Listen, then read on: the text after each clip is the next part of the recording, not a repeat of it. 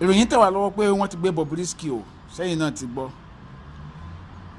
àwọn EFCC àjọ EFCC ti gbé Bobrisky lórí níná owó nínàkúnà àti sísọ owó ìlú báṣubàṣu sísọ owó báṣubàṣu kí sọ owó ìlú sísọ owó báṣubàṣu bíi náà pa.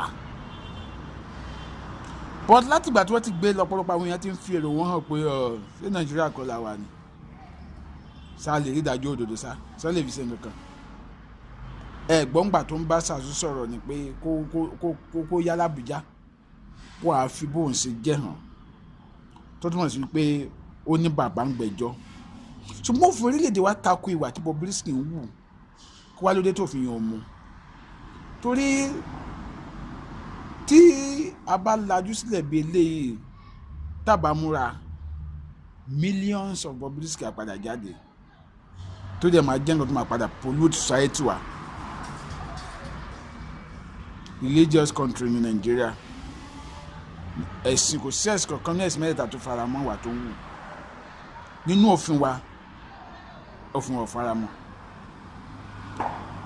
mo gbọ́ ọ̀rọ̀ ẹ̀ nínú fídíò kan tó ti ń dárúkọ pé òun ní property tó worth 600 million bí a ṣe lé lónà òun rà bílẹ̀. Ẹ jọ̀ọ́ question tí mo bẹ̀rẹ̀ pé iṣẹ́ wo ni Bobrisky ń ṣe tó fi lè acquire nǹkan tó worth 600 million.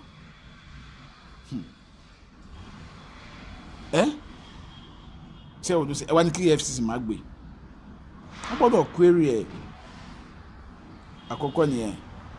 Àfáà kan tó jáde pé ọjà tiẹ̀ ló ń ta o ẹ fọmọ lọ́mọ sílẹ̀ o àfáà èèyàn Ọlọ́run sẹ́pà àwọn àfáà kan náà ló pè sílẹ̀ nígbà tó ń ṣe housewarming nígbà yẹn náà. Níbo ni society wa ń lọ? Now my question is this, ǹjẹ́ ẹ rò pé a lè rí result gidi látọ̀dọ̀ EFCC ṣá? Ìbéèrè ni o